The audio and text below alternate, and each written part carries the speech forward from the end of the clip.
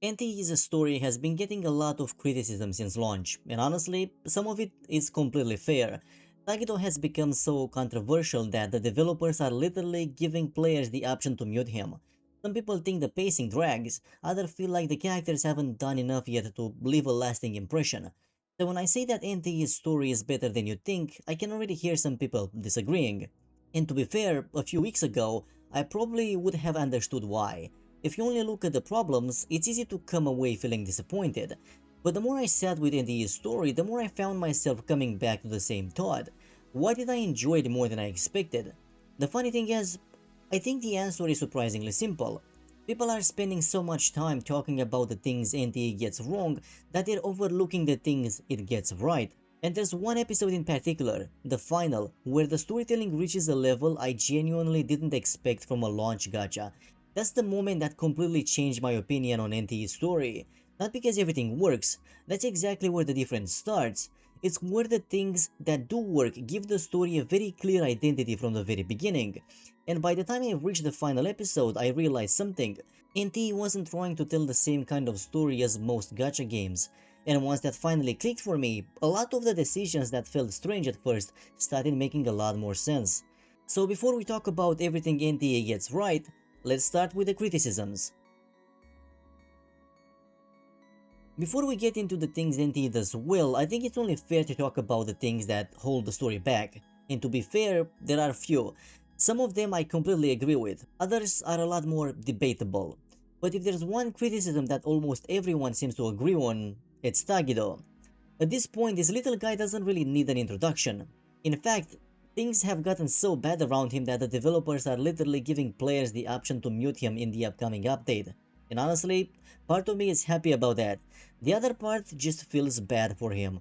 The more I thought about it, the more I realized that most of Taygedo's problems aren't actually caused by Taygedo himself. They're caused by how the game chose to use him. Take his dedicated story episode for example. Did I hate the episode? Not really.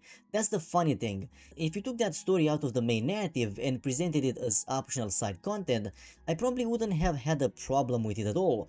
It's a perfectly serviceable comedic story. The issue isn't the story itself, the issue is where it was placed. And this is where I think the developers made a mistake. Here's the thing, when you're still trying to establish your world, your mysteries, and your central conflict, stopping everything to focus on a mascot character creates a very strange interruption. The momentum just disappears. Not because the episode is bad, it's just that it feels like we're suddenly talking about something completely different from the story that was just starting to build itself up. The more I look back on it, the more convinced I become that this should have been side content. If there's one part of NTE's launch story that never really needed to be in the main narrative, this is probably it. Also, and this might be a personal thing, I never realized just how annoying Pokemon style speech can become when an entire episode is built around it. And this is where we get into another criticism that comes up quite often whenever people discuss NTE's story, the pacing. Now, this is where I start disagreeing with people a little. Not completely, just a little. The thing is, when I look back at the story itself, I don't actually think the pacing is that bad. Is it fast? No. But I wouldn't call it slow either. For the most part, it feels fairly normal to me. So why do so many people come away feeling like the story drags? I think part of it comes back to the Taygedo episode we just talked about. When you place a completely unrelated story so early into the main narrative, it naturally creates the feeling that progress has stalled. But the more I played, the more I realized there was another issue bothering me. One that has nothing to do with the writing itself. This is one of those things that always bothers me in games. That the story doesn't always let you experience it at your own pace. Sometimes you can click through dialogue quickly, sometimes you can't. Sometimes the character has already finished speaking and you're still waiting for the game to let you move on. And after a while, that starts becoming noticeable. Because pacing isn't only determined by writing, it's determined by presentation too. Think about it this way. Even a well-paced scene can start feeling slow if the audience constantly feels like they're waiting for the game rather than following the story naturally. And that's exactly what happens here from time to time. It's not a massive issue, but it's one of those small things that quietly affects how people experience the story.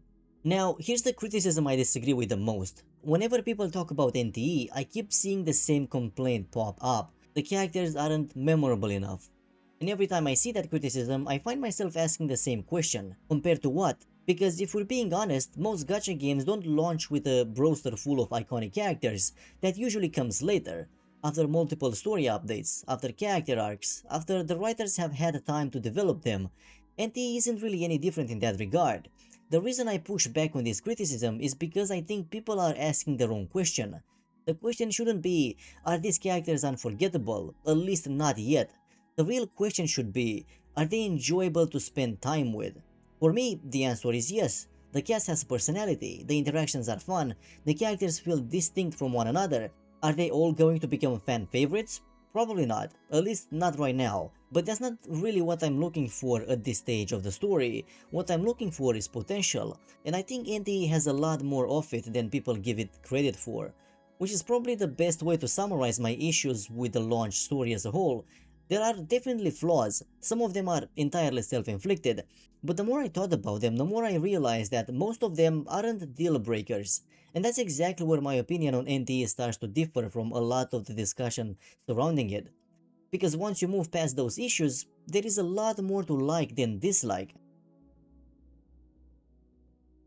This is where I start pushing back a little. For all the criticism NTE's story gets, there are two things I think it does surprisingly well.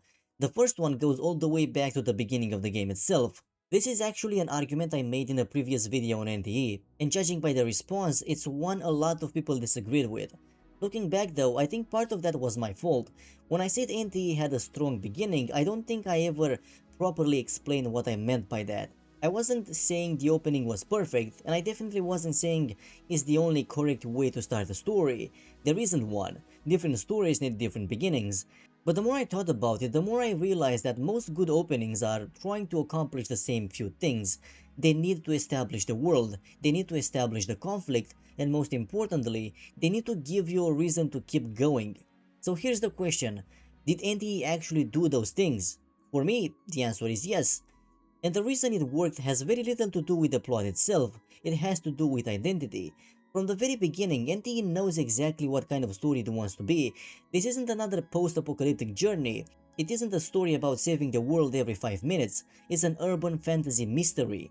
A story where supernatural events exist right alongside everyday life, and the game establishes that identity almost immediately. You understand the atmosphere, you understand the tone, you understand what makes this city different from every other setting in the genre, which matters a lot more than people give it credit for. One thing I've noticed with a lot of gacha games is that they spend their opening hours throwing lore at you, factions, terminology, historical events, world building, and by the time you're done, you still don't really know what kind of story they're trying to tell. NTE doesn't have that problem. Whether you end up loving the story or not, it has a very clear identity from the very beginning. And I think that's one of the biggest reasons why the final episode ended up working so well for me.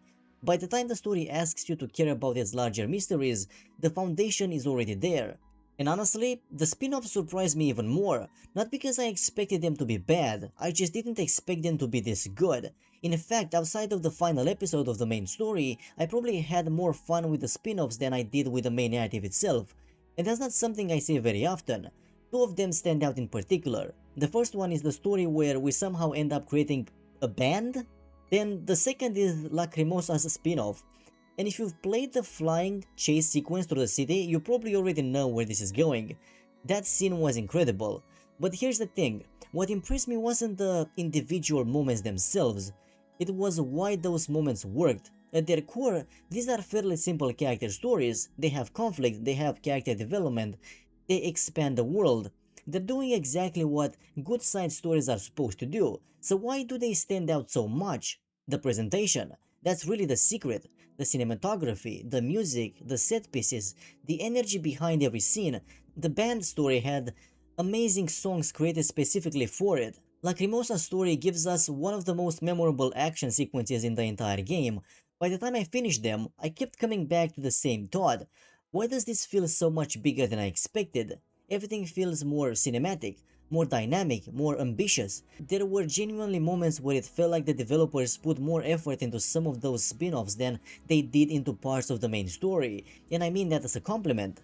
Because these stories aren't just telling us more about the characters, they're making the city feel alive. They're showing us that the world keeps moving even when the main plot isn't looking. And that's exactly what great side content should do. It should expand the world around them. Of course, as much as I enjoy the spin-offs, there was still one part of NTE's story that stood above everything else. Looking back, it wasn't even close. The final episode of the launch story completely changed the way I looked at NTE's narrative. This is where everything finally comes together for me. Up until this point, I already liked parts of NTE's story, I liked the world, I liked the spin-offs, I liked what the game was trying to do. But the final episode was the moment I stopped looking at NTE as a story with potential and started looking at it as a story that was actually delivering on that potential. And here's why. The level of storytelling here was far beyond what I expected from a gacha game this early in its life cycle. For the first time, it felt like every piece of the story was pulling in the same direction. The protagonist, the antagonist, the mystery, the conflict, everything suddenly clicked. And the funny thing is that the part I expected to care about the least ended up becoming one of my favorite aspects of the entire episode. But before we get to that, let's start with the protagonist. One thing I like about NTE is how much presence it gives its protagonist. On paper, they're not actually that different from a lot of other gacha protagonists. They're still the central character, they're still the person we're experiencing the story through, so what makes them feel different is the way the story treats them. The conflict doesn't revolve around them, the world doesn't stop moving whenever they leave a room, characters continue living their lives, events continue happening, the story feels larger than the protagonist, and yet somehow they still remain at the center of everything. Their actions matter, their choices influence the direction of the story, they aren't just watching events unfold, they're shaping them. For me, this is exactly how a protagonist should be handled, not as the entire world, but as the person whose actions matter most within it. The result is a protagonist who feels far more involved than the usual self-insert archetype we often see in gacha games. The antagonists were another pleasant surprise. This is something I've been missing from a lot of gacha stories lately. Because if you've played enough of them, you've probably noticed a pattern. There's usually a mysterious organization operating in the background, they're always 10 steps ahead, they always know more than everyone else, they always seem untouchable. And after a while, that starts becoming predictable. NTE doesn't completely abandon that formula. There is still a large organization operating behind the scenes. The difference is that they don't feel invincible, and that changes everything. They're dangerous, they're capable, but they're allowed to fail. The protagonists are able to interfere with their plans, they're able to push back, they're able to create problems, and because of that every victory feels earned. For both sides, the antagonists don't succeed because the story says they have to, they succeed because they outplay the heroes when it matters. That's exactly why the conflict feels so engaging, because the moment an antagonist starts feeling unbeatable, the outcome stops being interesting. NTE avoids that trap surprisingly well. Now here's the part that completely caught me off guard, the mystery. And this is funny because mystery is usually the thing I care about the least in most gacha stories. Not because I dislike mystery, but because so many gacha stories misunderstand what makes a mystery interesting in the first place. A lot of writers seem to think mystery is about hiding information. The less the audience knows, the better. But the more I think about it, the more I believe the opposite is true. Good mysteries aren't built around withholding information, they're built around giving the audience just enough information to start asking questions. And that's exactly what NTE does. Every clue reveals another layer, every answer creates a new question, and before you realize it, you're no longer just following the story, you're trying to solve it. The mystery surrounding Rene and her family is a perfect example of this. The story constantly leaves breadcrumbs behind, not enough to immediately solve everything, but enough to make you think, enough to make you pay attention, enough to make you start building your own theories. And that's what makes the mystery so enjoyable. The audience becomes an active participant. You're not waiting for the story to explain itself, you're trying to figure it out alongside the characters. Even the reveal of the antagonist follows the same philosophy. Looking back, the answer isn't particularly difficult to figure out. The clues are there, the story plays fair, but it also introduces just enough uncertainty to keep you second guessing yourself. You think you've figured it out, then something happens that makes you reconsider, then another clue appears, and suddenly you're not quite as confident anymore. That constant tension between certainty and doubt is what keeps the mystery engaging all the way until the reveal. That's ultimately why this episode impressed me so much, not because it was perfect, it wasn't, but because it felt like a snapshot of the kind of story NTE wants to tell moving forward.